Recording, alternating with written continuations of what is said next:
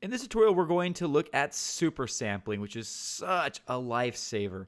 Now, one of the things that's really important here is that you have the latest version of Element. The first version of Element did not have this feature, so it's a free update. Just go to videocopilot.net and get that upgrade, and you'll have this feature. Now, unlike many of the parameters that we've been looking at in this chapter, this is not found in the render settings. To get this, you need to go to Output and then open up Sampling and Aliasing, and then you'll find Multi-Sampling and Super Sampling. Now, all the sampling business refers to these jagged lines that you see when you open up a model a lot of times. It's just a lot faster way to work.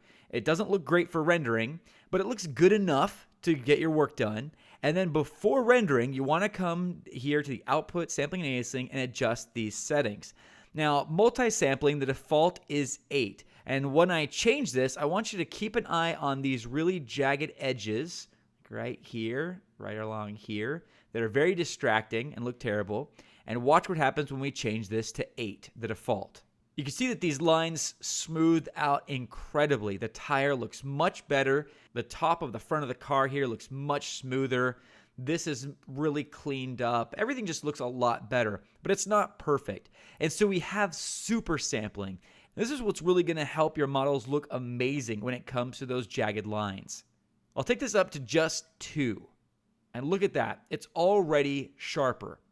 But with huge models like this, oftentimes there are still a little bit in the way of jagged edges. It might not be perfect. So if we need to, we can just crank this up. We crank it up to 4.